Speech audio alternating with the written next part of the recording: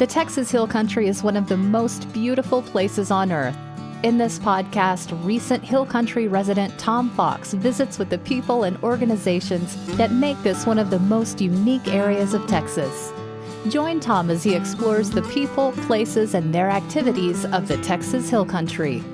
This is Tom Fox. Welcome to the inaugural episode of the Hill Country podcast. I fell in love with the Texas Hill Country when I came to Camp Stewart for boys in the late 60s. I thought it was the most beautiful place on earth I had ever seen.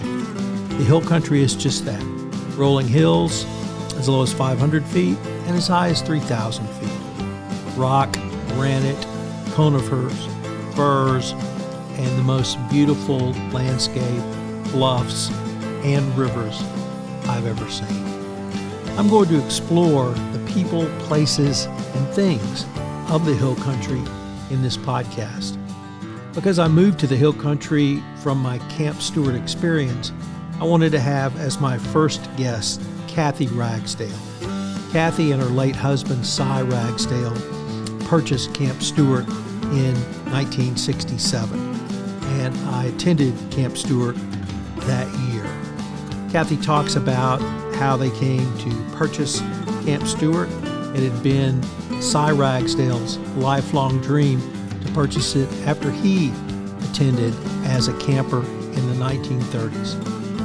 He and Kathy purchased it from Uncle Bill and Aunt Kate, and then the family, the Ragsdale family, still runs Camp Stewart today. We talk about what it was like for Kathy and Psys in the early days, how camping has evolved over the years, what camping is like now for the Ragsdale family and the experience of the campers, and Camp Stewart is coming up on its 100th anniversary in 2023. So we talk about camping into the future. This is a passion project for me. I absolutely love where I live and hope I can communicate my love of the Hill Country to you in this podcast series. Thanks so much for listening.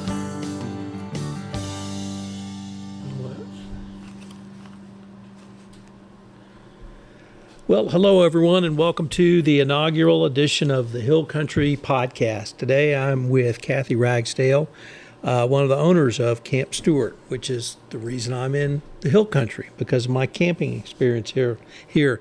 So Kathy, I can't thank you enough for taking the time to visit with me today. Oh, it's fun. You want to talk about Camp Stewart? That's my favorite thing to talk about. Well, what are the origins of Camp Stewart? When did it start, and who founded it? Coach Doc Stewart founded it. Now, Doc was his nickname, but he was also a medical doctor. But when he founded Camp Stewart in 1924, he was the head athletic director, football coach, and basketball coach at the University of Texas in Austin. He's also the one credited with getting the funds to build the current Darrell Royal Stadium. So 1924, he started it. And when did you and your deceased husband, Psys, come on board as the purchasers of Camp Stewart? Okay. It's Psys, you may or may not know, was a camper here in 1936. And we signed the papers to start buying Camp Stewart on our first anniversary in 1966, August the 14th, 1966. We were flooded in at Riverbend Lodge, which Uncle Bill James also owned, for 3 days because there was a flood that weekend. So it was an adventuresome start. And we are here because when I was in, his first year as a camper was 1935 at Rio Vista. Then Rio Vista closed and was closed for 5 years. And he came to Stewart. He got his Red Cross life-saving badge in the senior pool here at Stewart. He said Stewart was where he really learned to sit a horse because they had a 3-day horseback ride. In those days, a camp term was 8 weeks. So in 8 weeks, you really could develop real skills. So it was his passion for camping developed from the first time he came to camp as a little boy. That's the reason we're here. And that passion stayed with Psy. He served our country in World War II, and you told me that he even kept that passion that helped keep him sane during the war. Could you tell us a little bit about that? Sure. He always said that he kept a notebook with him, and in the foxholes, when everybody else was worrying, he was writing down notes about if he were ever fortunate enough to own his own camp, things that he would like to try there. He kept names of people that he met throughout the war that he thought would make great counselors and would contribute a lot to the development of boys as they grew into manhood. So he stayed perfectly sane. He never would talk about his experiences in the war. You mentioned Uncle Bill. Could you tell us Uncle Bill's role taking over after Doc Stewart and then how you all came to purchase the camp from Uncle Bill and I believe Aunt Kate? And Aunt Kate, that's right, Tom. Well, Uncle Bill was Doc Stewart's program director probably in about 1927 or 28. I'm not sure which was his first year as program director, but he was the program director in 1929. And Doc Stewart was such an entrepreneur. I said he started Camp Stewart in 1924, but in 1926, he built Camp Mystic as Camp Stewart for girls over on the South Fork. And in 1928, he built Heart of the Hills Lodges, which is now Heart of the Hills Camp that we own as a camp for girls, as a place for the parents to stay. And it was one of the first air-conditioned places in the hill country and was very much a resort and popular honeymoon spot for young couples. So Uncle Bill was on Doc Stewart's staff, and I guess Doc Stewart knew Uncle Bill through his role as a line coach at the university for Doc Stewart. Doc Stewart was killed in a hunting accident in the fall of 1929.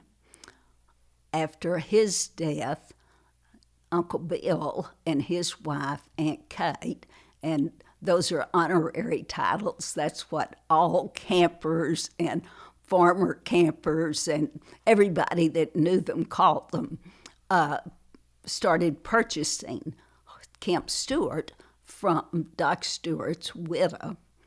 And they began operating it. And, of course, they owned it when Psy was a camper here in 1936. Unbeknownst to me, when we started dating, Psy had tried to buy Stewart several years before on the suggestion from the late Doris Johnson, who owned Waldemar and directed it for so many years. And at the last minute, it had fallen through. And he always said he didn't tell me about it because he didn't think there was any chance of it ever happening. So I grew up in the country on a ranch behind 3 gates and a railroad track and no running water. I didn't intend to ever live in the country again.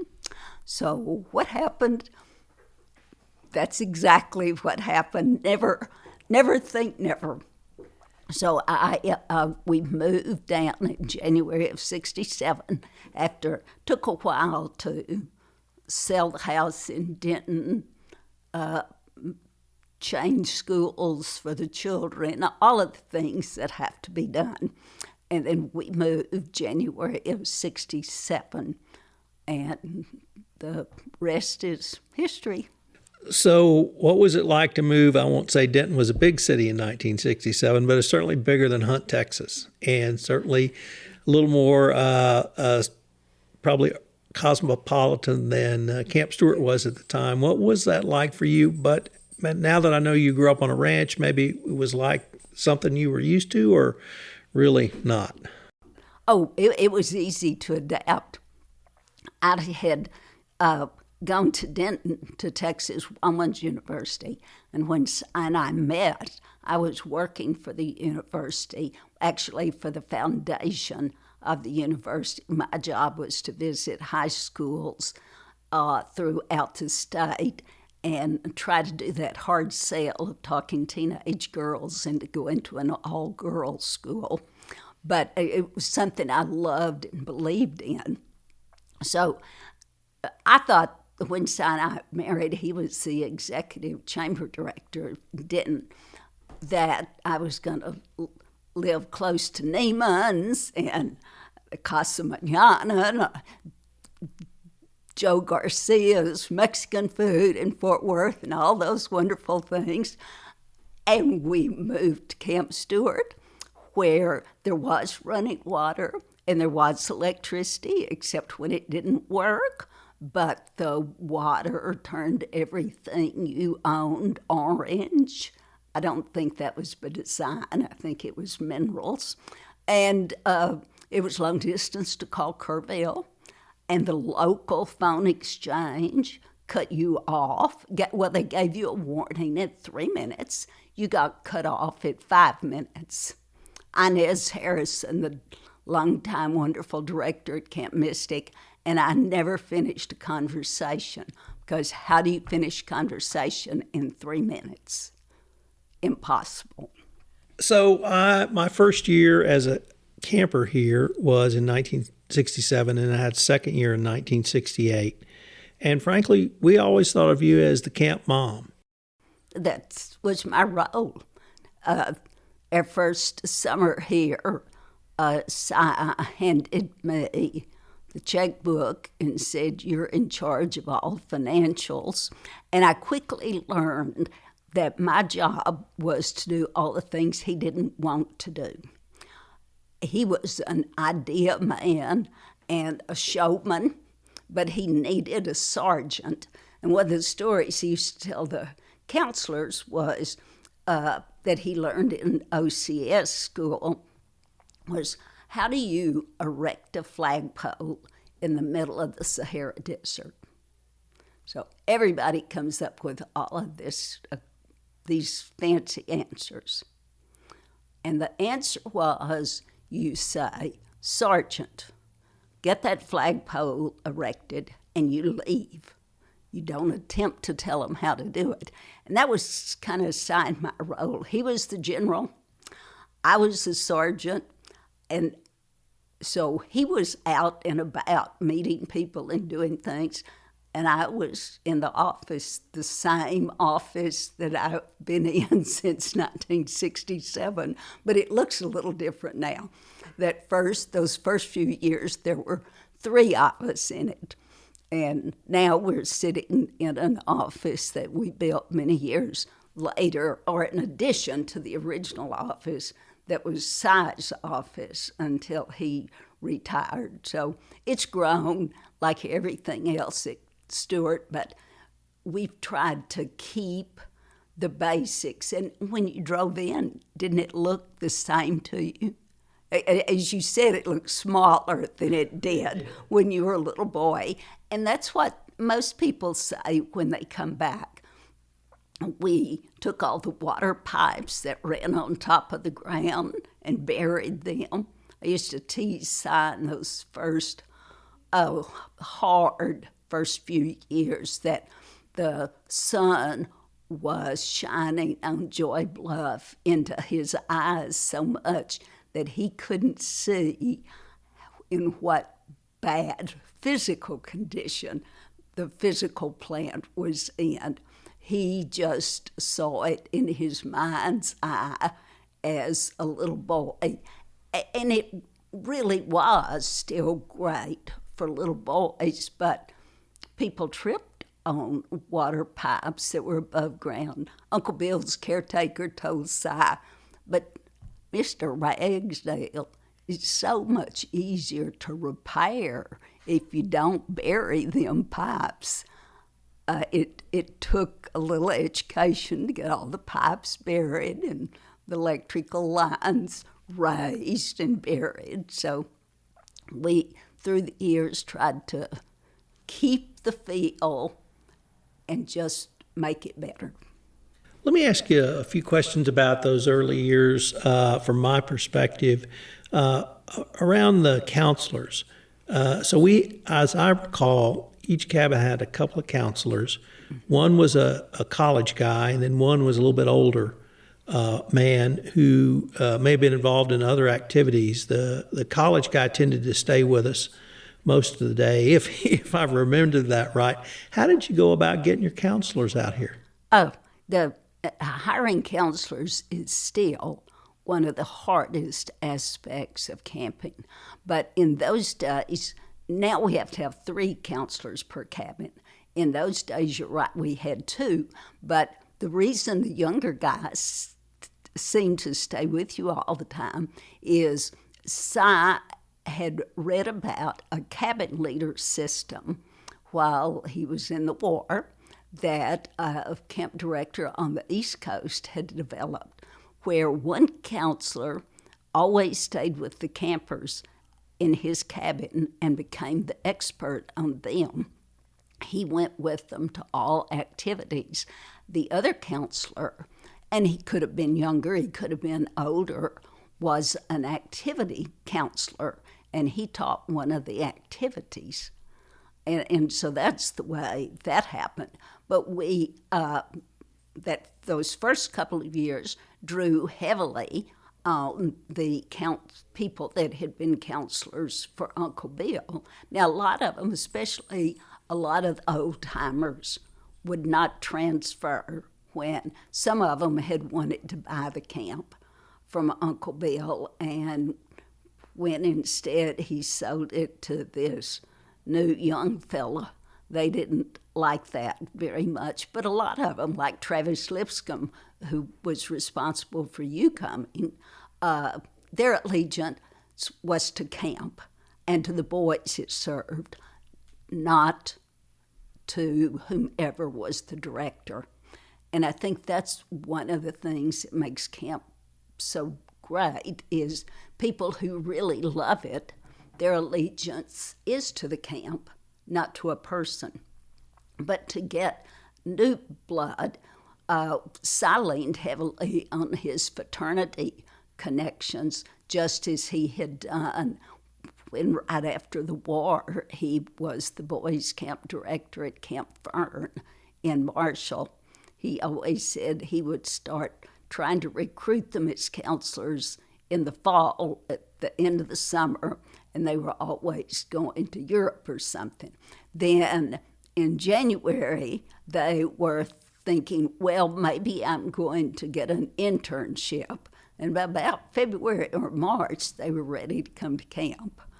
So it's a involved undertaking that requires one to develop patience. But we get counselors from all over the world now, some through Camp America, some through camp leaders, mostly word of mouth, even for those. And former campers get outstanding counselors from former campers. You mentioned activities, and I recall a wide variety of activities, obviously physical activities, baseball, soccer, football, tennis, other skills such as archery, shooting, learning how to shoot a rifle, horseback riding, camping were big parts of it. But we had crafts, and we had things even like theater. Yes. You had Fred Poole. So how did you all decide on the types of activities, and have those really changed over the years for you? Those have not changed much. We've added some, and the boys' interest, like the interest in soccer has grown, and it's decreased in baseball. last summer there was a little more interest in baseball, but everything kind of goes in cycles, and you have to watch the cycles to keep up with what they're doing. But we've added things like the pedal carts, and the pedal carts look like an innocuous activity and that they're not learning anything, but they are the greatest activity for a couch potato. Because you've got some children that do not like physical activity, but getting in that little car and getting to pedal all around camp, which uses lots of energy and leg muscles, thrills them to death. And they'll do that for hours, whereas if you told them to go play basketball or play tennis, they really don't like that. So Camp Stewart's website has a blog, and I was really intrigued by one of your blogs, which was about what I would call homesickness, and now it's called separation anxiety. And I think that's been around as long as kids have been around. But what intrigued me about your blog was not so much how you treat it, but the effects. If one goes through it as a child, it really can help you later in life. So first of all, how do you deal with the homesickness, not just from the campers, but from the parents? The separation anxiety for parents is the worst. But my initial knowledge of how to deal with homesickness and the value of it for campers came in 1966 when we bought camp. One of my friends told me, said her daughter had gone to camp for several years and was in college now. And she said, Nancy Jane is the only one of all of her friends who finished her freshman year and didn't come home. She's the only one who went to camp. The others dropped out because they were so homesick. Rollins Olmsted told me the same thing about his first year at West Point. He said all of the ones that left, no one had been to camp. And he wrote a letter and said, camp has made all the difference in the world in my ability to adjust. But we still deal with it much the same way as Psys says, we talk them to death. We love on them and explain this too shall pass. The parents always, I never have told a mother this, but I always think of what Betty No from New Orleans told her daughter once. She said, Claire, gut it up. You're sticking it out. The worst thing parents can do is say, if you don't like it, I'll come get it, because that sets you up for failure. Because once you stop doing something, it is so much easier the next time to take the easy way out. And so we try to always tell parents and the camper, you need to finish what you started. Finish what you started. You may not want to do it again, but don't quit. In my second year, I don't know why I still remember this, but there was a fellow from England who came. And I had never actually met an English person before. I grew up in a little town in central Texas, and I always wondered, one, how did he find out about Camp Stewart to come, but how on earth did he get here? Well, he flew by himself to San Antonio, Texas, and we picked him up. And then he was an interesting story because he was an American. His daddy and his uncles had all been campers. And his father worked for, I believe it was Swift at that time in England. And he worked there. Franklin not only came that year in 1968, he came for several years, and then he came back as a counselor. And then after, I guess when maybe he was in high school, his family moved back to the States, to Austin, and his dad started a meat processing company in Austin and called Lone Star Meats. And for years, the camp bought all of its meat from Franklin and his dad. Franklin and his son, Edward, are running the company now. And Edward also was camper, and Edward earned his chief. I can't tell you what number chief he was, but he got his chief. What has really changed for the camping experience or for Camp Stewart over these years now as we move into a new century?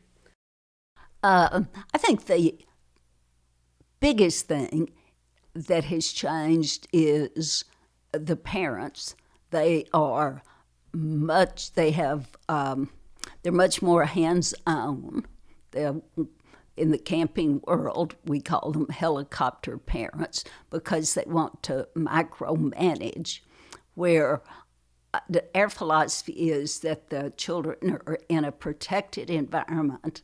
This is their opportunity to make mistakes, to learn new skills. I can remember when one of the counselors came to me several years ago and he said, "Kathy, I need to talk to you about so-and-so.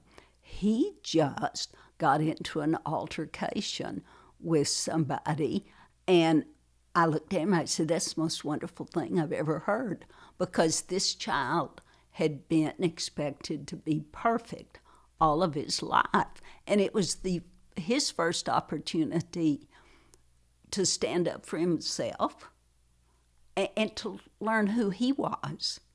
We do not condone altercations, but in some instances, that's good.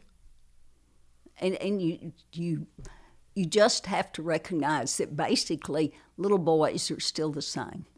They're not as tough as they were, and they mature later than in many of the practical ways than they did 55 years ago. I have a hard time realizing I just finished my 55th summer here, but they're basically still the same. They're wonderful, they're honest, they tell it the way they see it. They're great. So the Ragsdale family still runs Camp Stewart. You've stepped back from the day-to-day operations. Tell us about who's running it now for the Ragsdale family.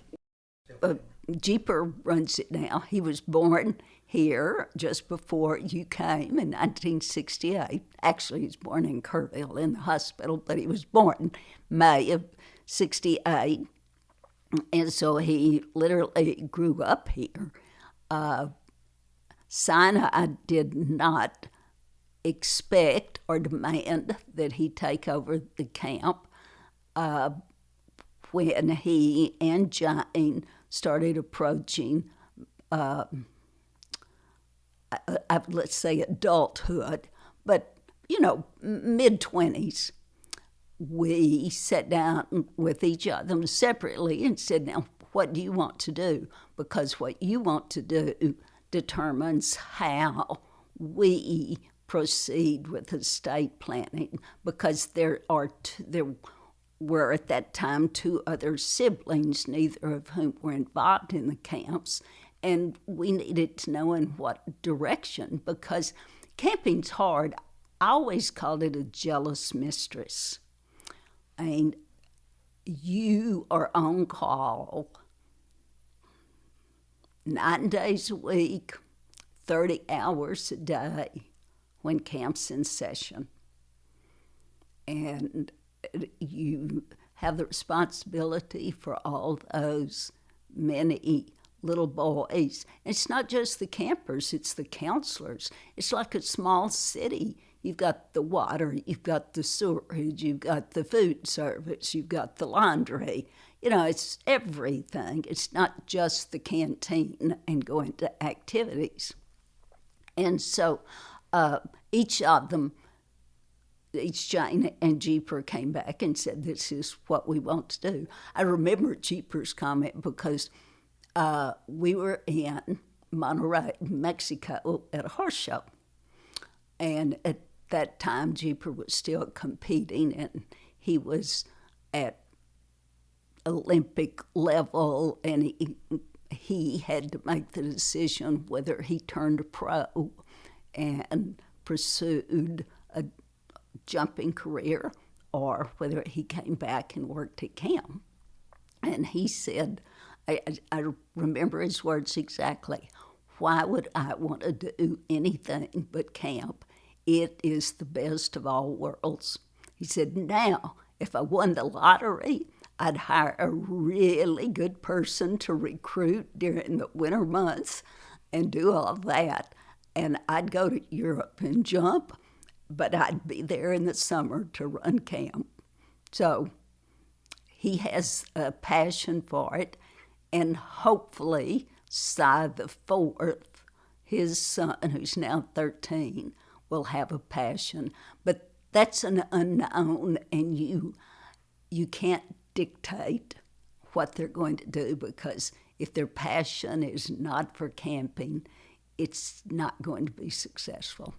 So we started out our podcast, you telling us about the founding of Camp Stewart, and that really brings me to our last topic, which is you've got a big birthday party coming up in 2024. Could you tell us what that is, and maybe preview what you might be able to do? Well, we're still thinking about what we'll do. 24 is 100 years. But in the camping world, we really count summers. So 2023 is our 100th summer. And so we've been, for the last 2 years, brainstorming on ideas and an emblem to commemorate 100 summers. We always say Camp Stewart is the oldest continually operated private camp in the Southwest, because it has operated continuously throughout the Depression, throughout the polio, throughout the wars. Uncle Bill was innovative during the war with shortages. He planted a big garden, and the older boys, he would have work so many hours a day, and you could ask him before his death about, well, Uncle Bill so-and-so said he was a work boy and worked in the garden. He said, "Kathy, he didn't work. He was supposed to, but I knew when he was supposed to be working in the garden right where to go find him asleep in the corn rows." And so they... but he did that. He put in a dairy. There was the Stewart Dairy. And so you just have to be innovative. And I'm not sure what all we do. We'll do something probably in 23 and 24, because one's years, one's summers. But to me, the summer's the big thing. So as we also started out, I said that the thing that I remembered was the hill country. And obviously, Joy Bluff is number one, the water. But I didn't just fall in love with the hill country being on Camp Stewart. We went on camping trips. We went and looked at archaeological sites. We drove in a lot of different places in the hill country. We even had a Kerrville night, so that I got to see the hill country, and that's what I fell in love with. Is that the kind of thing you hear from people? Yes. Yeah. So unfortunately, we're near the end of our time, Kathy, but if anyone wanted to find out more about Camp Stewart, what would be the best place they could go? Oh, go to www.campstewart.com or pick up the telephone and call 830-238-4670. If a person in the Camp Stewart office doesn't answer it, it will be a person at an answering service that has answered Stewart's nighttime calls for almost 30 years. So that's the way, and we hope they will. We try to have the very best camping program possible for little boys so that they can develop into being the best they can be. Stewart's motto when we got here was, don't wait to be a man to be great. Be a great boy. And then a friend a few years ago sent me one that says, build better boys. Don't fix broken men. And I thought, if we do our job, we help boys develop into the best they can be. And that's the goal. Help each little boy be the best he can be, whatever that is. Well, Kathy, I wanted to thank you again, and hopefully I'll be able to continue this conversation with you into 23, 24, and beyond. Oh, that'd be fun. I hope I'm still here to do it.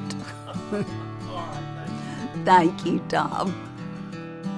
This is Tom Fox again. Thank you so much for listening to this episode of the Hill Country Podcast. We're going to link to Camp Stewart in the show notes. If you have young boys, I can't tell you enough what a great experience Camp Stewart is in 2021, and it will be as it was in 1967. So thanks again, and I hope you'll join me again for my next episode in the Hill Country Podcast, where I explore the people, places, and things that make the Hill Country the most unique part of the great state of Texas.